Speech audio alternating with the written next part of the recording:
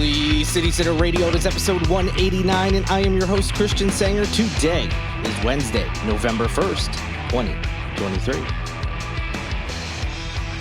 Halloween is over. I hope any of you out there who have little ones had a great evening and they got plenty of candy to enjoy, and everybody had a safe and fun time.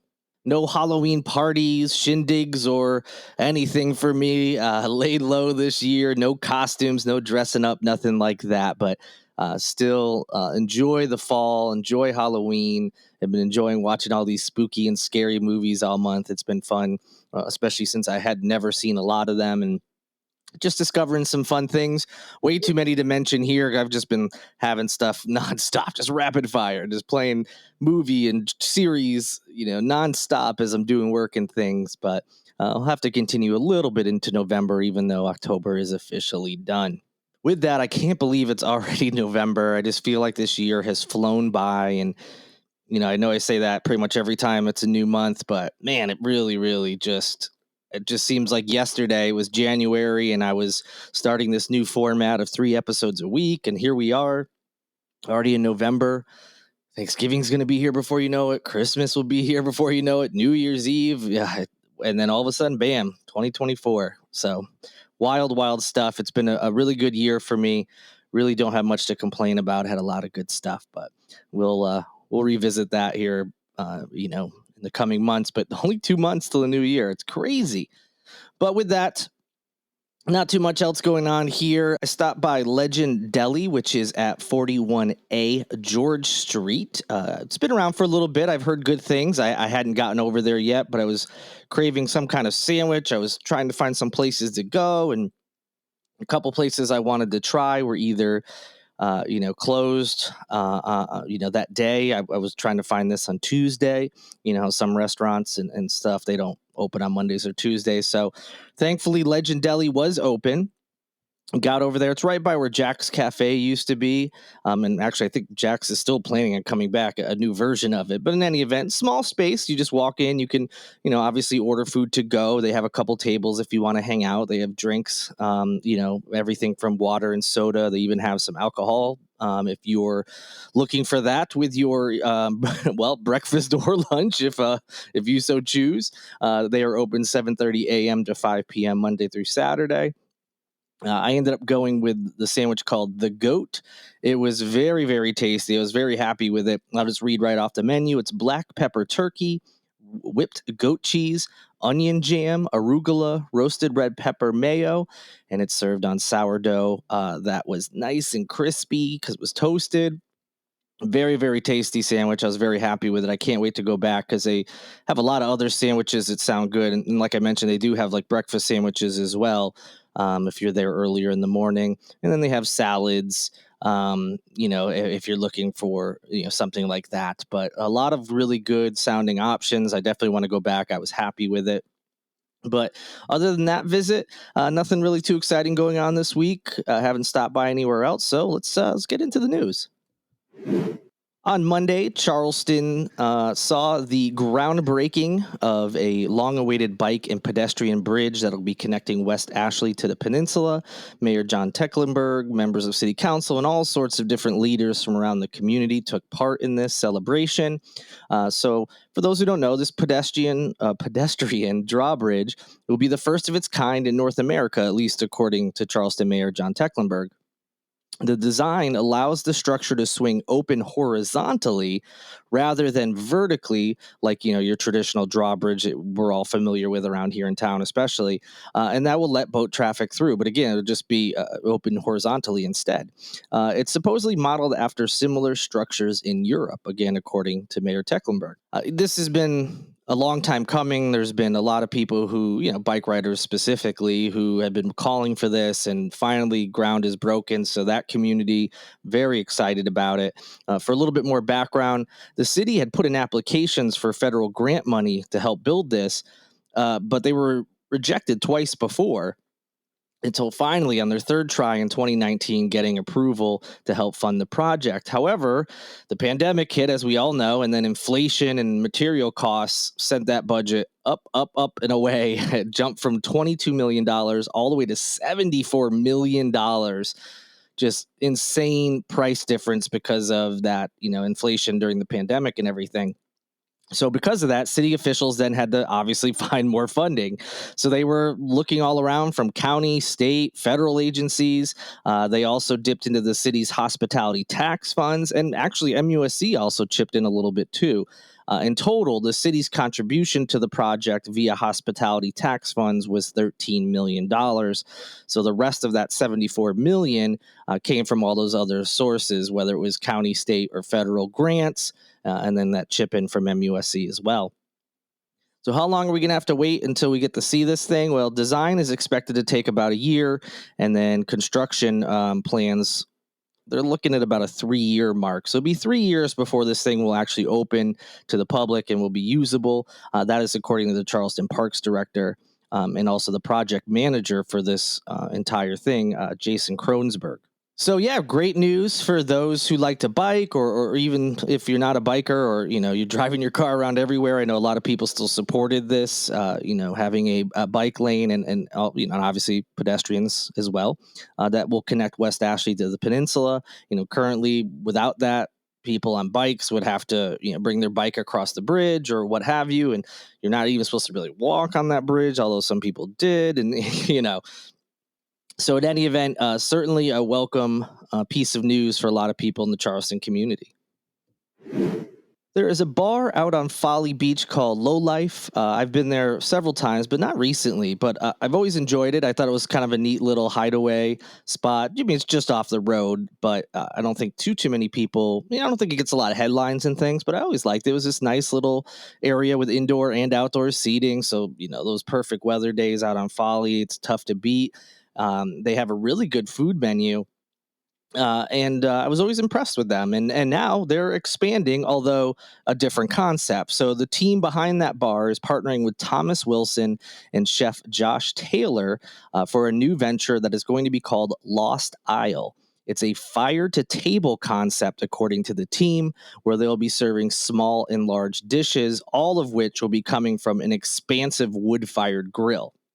So this restaurant's going to be unique for a few reasons.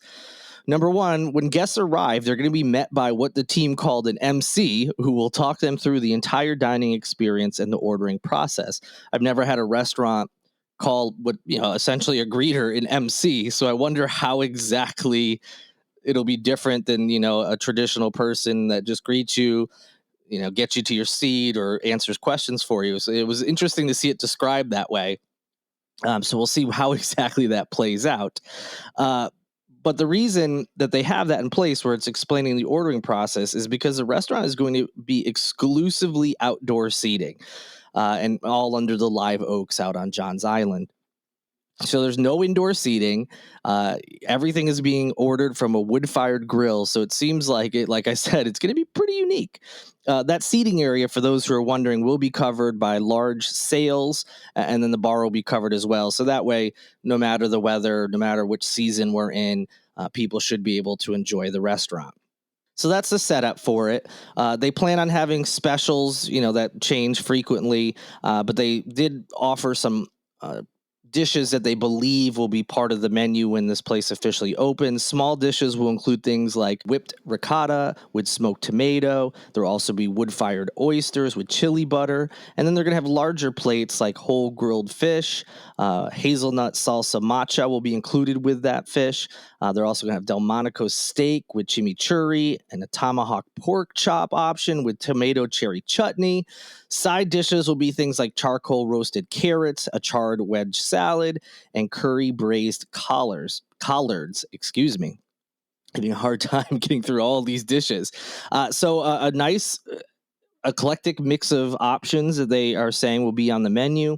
Obviously, there'll be more than that. There'll also be specials, as I mentioned. So pretty interesting idea, and I think it has potential to be a really cool spot and a destination. Sometimes people, when they hear Johns Island, they're not, even though there are plenty of great restaurants and spots out there.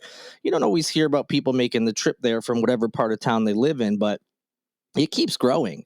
Not just people moving there, but again, businesses, restaurants. It just seems like more and more popping up, and not just, hey, a restaurant open. Ones that people have really good things to say about, and just judging by the fact that I like low life, and this description of what this place could be, I think it's really interesting and could do really well.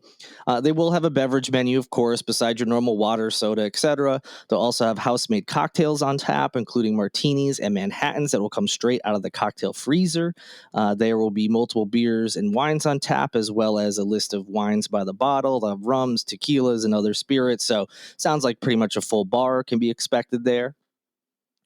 And they also said they plan on having events, community potlucks, grilled pizza nights, and all sorts of other things. The plan is to open in 2024, but they didn't really hone it down any more than that. It's just sometime next year. They weren't even like early or give a season. Nope, just 2024. So it'll be a little while before we know any details for sure. We do know where they're going to be located, which is 3338 Maybank Highway. And again, opening date and hours will be announced later. For now, you can follow them on Instagram. They don't have a website, or at least one that's up and running yet. Their Instagram is Lost Isle Johns Island, and you can go check out what they've been up to, and I'm sure they'll post updates on construction and everything else. So interesting concept on the way to Johns Island. This is a fun one, especially for people of certain age range. But Credit One Stadium on Daniel Island is already announcing a show for next summer.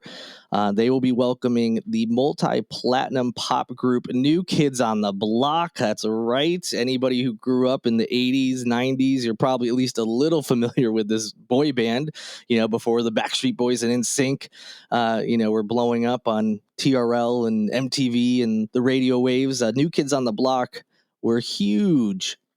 And they're going to be bringing their Magic Summer Tour to that Daniel Island venue on July 25th. So quite a ways out, but tickets are going on sale this Friday at 10 a.m. on livenation.com. So that's why it's been announced. Every once in a while, Blink-182 just did this too, where they are already announcing dates for next summer. Sadly, none in the Charleston area, but some bands, they announce these summer tours super, super early. So you can get your tickets this Friday if you would like to. And if that wasn't enough for you, listen to who their special guests are. Paula Abdul is one of their special guests. And for those who don't know, or only know her, I should say, from American Idol, she also was a big, big star in the 80s and into the 90s with some pretty massive hits. They'll also be joined by special guest DJ Jazzy Jeff. Yes, that's right. Will Smith, his old DJ, when Will Smith had a hip hop career, it was always, the Fresh Prince and DJ Jazzy Jeff, they were a partner, they were together, and had some big songs, including like Summertime, for instance. So DJ Jazzy Jeff will be there. Paula Abdul, New Kids on the Block. I mean, blast from the past, but I'm sure plenty of people are excited about that. Not sure I'll be attending. I'm certainly not going to be buying tickets on Friday. It's so far out, and let's be real. I maybe between the three artists know like 4 songs by all of them, and probably Paula Abdul is the one I know the best. But it's always fun to see these tours coming around, and maybe I'll look into tickets months and months down the road. Hopefully they won't be too bad. But for those of you who want to secure them and secure tickets at face value, yes, 10 a.m. livenation.com on Friday. Caviar and Bananas was recently given 90 days to vacate the Charleston International Airport over in North Charleston. They were given that notice by Delaware North, which is the firm that operates food concessions within the terminal that it's currently located in. They had a long-term lease that was supposed to go into 2029, but now it's being terminated, according to Joe Caradonna, who is the CEO of Caviar and Bananas. He said it was quite a shock and they're very disappointed.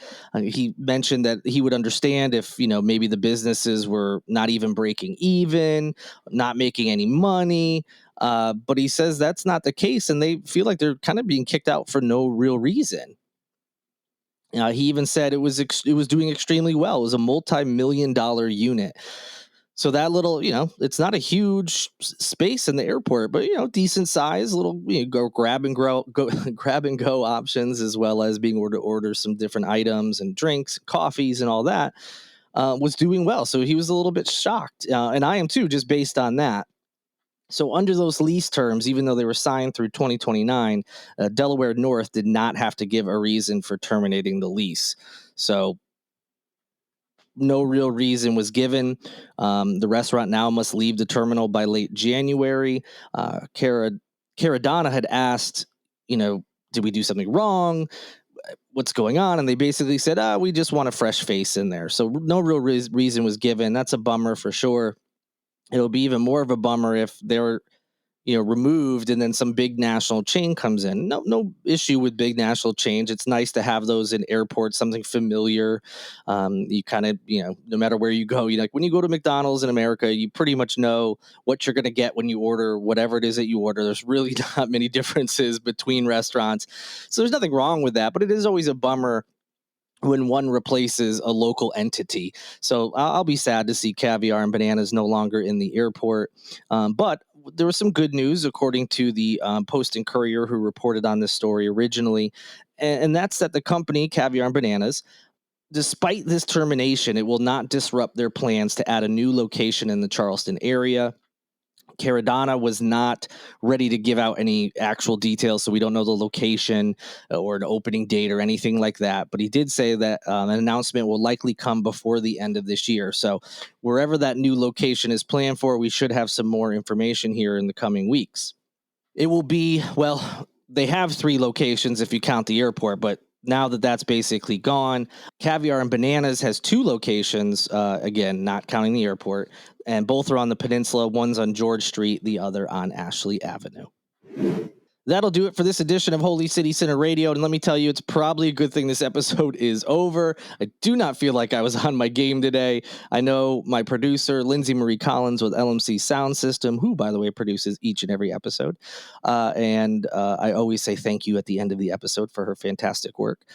She will tidy that thing up as best she can. But let me tell you, the unedited version, not so great. There's sometimes I'll flub and just go through and we leave those in. Other times I'll make a mistake and I just got to stop and start over a sentence and Lindsay edits it. So as bad as it may have sounded today, it was a lot worse, and feel bad for Lindsay is what I'm saying. I also need to thank, while we're talking about Lindsay and producing, I also need to thank Tyler Boone, whose music you hear in each and every episode of Holy City Center Radio. Thank you to all of you for listening. I really, really appreciate it. If you want to help out further, go to holycitycenter.com/shop, where you can pick up some merchandise, or you can head on over to patreon.com/holycitycenter to sign up for one of those support tiers. I will be back on Friday. We're already so close to the weekend. I can't wait to talk to you all again about what's going on in Charleston and beyond. But until then, good night and good luck.